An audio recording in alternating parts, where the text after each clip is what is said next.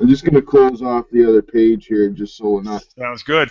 All right, this is Josh Hewitt. Welcome back to another Gym Chat Bites. This is a short, quick little Gym Chat Express. We're going to keep it under 15 minutes. We're going to get into a topic, get out some key points, some key nuggets for you. And this is for those people that find the half-hour to an hour-long gym chats a little hard to sit down and take in. Just a quick note before we get into it, I am going to be creating MP3 podcasts out of the longer gym chat. So those will be available to you as audio coming up soon. So today we're going to be talking about minimalist training. How to get the most effective workout with the fewest exercises in the least amount of time and still get gains. And we have a friend of mine, and colleague, Jeff King, who's been on this show before. Thanks for joining us, Jeff. Welcome, Josh. Welcome to the show again. So we're going to keep this tight and to the point so people can get some good info and get right to it. So what do you look at minimalist training meaning to you? Okay, time starts now, I guess. Minimalist training. We're going to go back to the old full body workouts instead of a split system training with different body parts on different days. What we talked about earlier was offline was one pushing movement, one pulling type movement, and a lower body movement, whether it's like leg press, squat, sled intervals, and then possibly something for abs, even though you're going to get a lot of core and trunk work out of that anyway. Yeah, that makes sense to me. Yeah, so a big push, a big pull for upper. Lower body, like you said, could be. I mean, even a modified, like if you have actually a hex bar, even like a hybrid sort of squat deadlift movement would work. If you have a leg press, if you're at a gym, that would be good. If not, some sort of squat variation. So having said that, what would be an example of each of those, like a big push and a big pull for upper? And I just touched on some lower body stuff. Oh, and core, yeah, good point. Chin-ups involve a lot of core. If you're doing some sort of heavy lower body, use a lot of bracing of core. But you're right. If someone wanted to really address midsection, they could throw in another core-specific movement for that. So what would be some good examples of some of those big pushes and pulls for upper and a good lower body movement? Well, first of all, yeah, everybody wants to put in the abs, right? Because we're all on the 30-day six-pack challenge, 30-day? Shit, I want my 3-day six-pack abs. I thought it was. Fuck waiting for 30 days. I'm working with the 5-minute program, right? Perfect. So, yeah.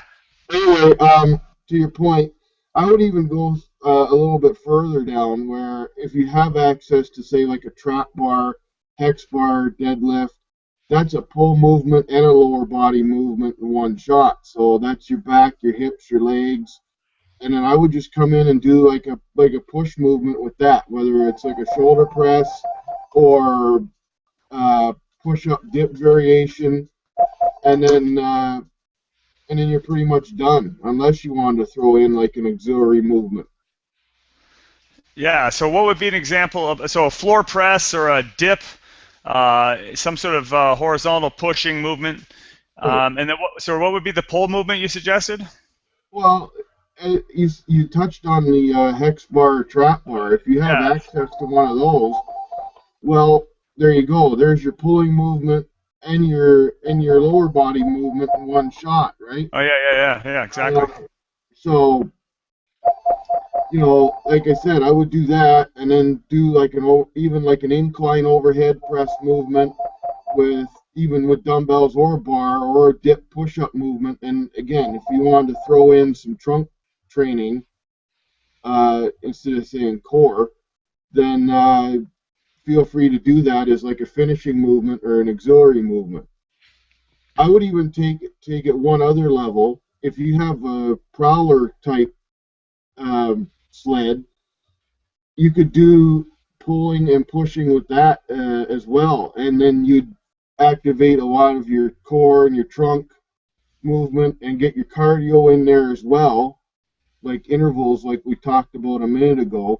Mm-hmm. Because, you can push the thing, and that's your chest, shoulders, triceps coming in, lower body, right? Because you got to run with the thing to get it moving. And then you can either drag it with a chain handle, so you have your biceps, your lats, and your posterior chain and legs again, or you can sit down braced and you can do like a hand over hand pull with a rope, like we did actually at one point, Hmm. right? So that's your whole bang for your buck with like one piece of equipment with a couple of alterations. And the thing is, people got to realize this doesn't take a lot of time to do. No, absolutely, especially if you're doing big compound multi-joint movements.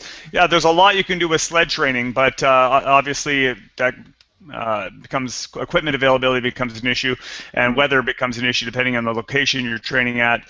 Yeah, so I do agree if you're using a big pulling movement like hex deadlift, and then as long as you combine that with a good push movement like dips, you said floor presses or some sort of chest pushing movement, Yep. bench press. I still think that it's worth incorporating more direct upper body pulling movement, like we had talked about before. Like if you have an overhead bar somewhere, you can wedge in like chin ups, weighted pull ups. Door chin. With yeah, a door chin up bar, or some people have a rack where they have a chin up bar on there. Or if you're at a gym on membership, you have lots of that. If you do have access to a gym, then lat pull downs if you can't quite manage chin ups or pull ups yet. But I think that's a good addition to like your pushing movement, horizontal pushing movement for upper body, a big pulling movement like a chin up, pull down And variation, also and too, then incorporate your lower body, your big lower body movement. if people have access to a gym membership, there's things like the assisted dip and chin up machine, or even doing body rows with a bar or in the Smith machine. Uh, and of course, you can always do the TRX type exercises with the straps or gym rings for pull-ups and push-ups. And you can control the amount of resistance that you can use with that. If you Yeah. can't do a real push-up or a real chin-up, you can control that and still get the benefit, right? Um, there's times where a lot of my training, especially when I was in arm wrestling competitions, my upper body training consisted of close grip pull ups with a hammer grip, palms facing grip, or curl grip, and dips, and Hmm. then that was it. And then I did something for lower body, whether it was like the intervals on the cardio or squat leg press, and that was it. I was probably in and out of there in half an hour. Yeah.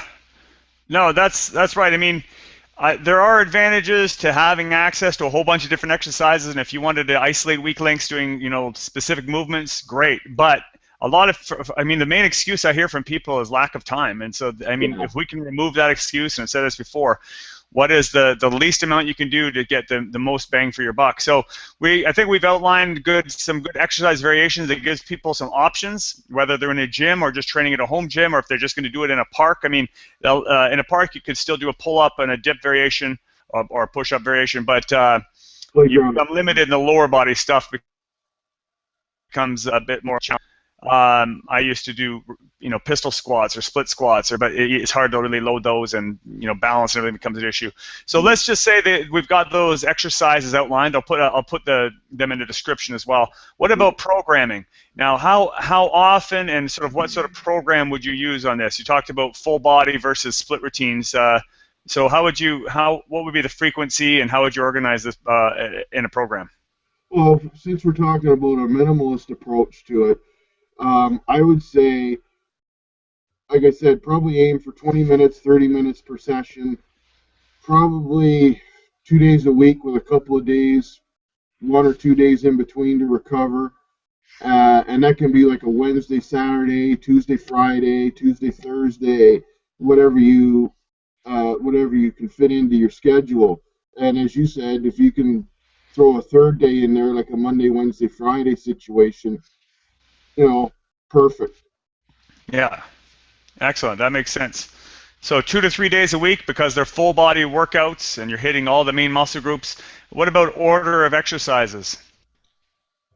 Um, I think that would that would depend on where your most challenging exercise is. Um, I know that probably flies in the face of some logic, but if you have a hard time doing, say, chin-ups, like a lot of people do, and then you turn around and you do your push-ups first, or your pressing movement first, or your lower body movement first, well, there goes your energy for your weak point. So you're making your weak point weaker. So I would prioritize that uh, a little bit depending on where your weak point is. Yeah, that no, I'd agree. The other consideration may be just to alternate. You have two or three workouts, and you Mhm. have three exercises. Change the order each time if you're doing so you could start lower body one time, start your upper body pull next, and then begin with your upper body push on the third workout if you can get it in. Right. But yeah, definitely considering hit your most challenging or weakest exercises first, or whichever you want to prioritize first. Right. And also too, if I was programming for somebody in this situation where we had, okay, you have a push movement, a pull movement, and a lower body movement, um, go ahead and switch those up every couple of weeks. Okay. So like with your push movement, do incline presses for a couple of weeks. Then go to shoulder presses for a couple of weeks. Go to bench presses for a couple of weeks. And the same thing with your pulling movement, chin, roll, um, wide grip chin instead of a close grip chin, body Right. roll, Yeah, right? yeah, Then yeah. you get your body to keep off balance a little bit, so it's not like, oh, he's going to do that again. Okay, you know. Yeah, you want exactly once you adapt to a particular movement. I think every couple of weeks, there's different arguments in that depending on how long you've been training and how quickly you adapt to exercises. For me, I think doing something for 4 to 6 weeks to give yourself ability to track your progress in those particular movements before you change it up makes Mm, sense. But then again, if you're doing 3 full body workouts a week, there's no reason why you couldn't vary the exercises in each workout. You're hitting them. You're hitting each exercise at least once a week. yeah, But yeah, so definitely giving yourself the freedom to at some point vary the big push movement or the big pull movement right. between what options you have available to you. For sure. So what about sets and repetitions? I mean, again, this would depend on whether the goals are hypertrophy or strength. But what do you think? Well, that's right. Obviously, for hypertrophy or even like maximum power development, you're going to go with your lower volume and your lower reps. For example, 5 sets of 5 is the classic answer for that. Yep. Okay. Uh, and then if you're going to go for more uh, definition or bodybuilding type stuff, right? You can do your higher repetitions. Like even do 3 to 4 sets of as many repetitions as you can do if you're talking about body weight training, Yeah. like a pull up variation or a push up dip variation. Just 3 to 6 sets back and forth, like superset. Just do as many reps as you can do. You Yeah. know, whether you start out doing 100 reps per set, or and then you're by the time you're done, you're doing maybe one. That's cool. That's fine because that's what you're trying to do. And if you can, and as you get stronger, if you can add weight around your waist to the exercise Hmm. in a dip or a pull up position, then more power to you. Awesome, Perfect. right? All right, cool. So listen, I think we've covered the basics. Is there anything else you wanted to add? I mean, I'm going to put some details down below, but I think, the three big movements, a push, a pull, and a lower, vary them up every now and then. Sets and reps depend on your goals. We talked about a little bit of programming. Anything else you wanted to add? I think we covered it. I think we got it. I mean, we're not. Yeah. The thing is, we're not. None of this is reinventing the wheel here. And a lot of people think that this is too simple. Well, it's about this simple, really, and that's kind of what people need. Yeah, and I You think know. the only thing I would add is progression, progression, progression. Push yourself Mhm. to do more, whether it's adding a rep, adding some resistance when you're able, adding another set if you wanted to increase volume. So that's just, as long as you're getting better in some way, and your diet's on, you're gonna make progress. Yeah. Okay, listen, if people want to get a hold of you, what's the best way to find out more about you and get in touch with you? Okay, the easiest way to get a hold of me is on my Facebook, which will be linked at the bottom of the page there. And I also have a YouTube channel page, which I can get you to put up there as well. That would be awesome. I got that. Yep, yep. So Okay. also JJKing7322 at hotmail.com. It's JJKING and then the number 7322 at Hotmail is where I can be reached as well. Awesome. Okay, I'll put that there too. Cool. Great. Thanks a lot for jumping in a short notice, and there's a good topic. I'll definitely send you a link when we get this up, and we should do it again soon. Yeah, for sure. Thanks, Josh. Awesome. Thanks, Jeff. All right, we'll be getting another one of these in another week or so, but on Monday night, we have our full gym chat, so make sure you tune in for that. Until then, stay strong.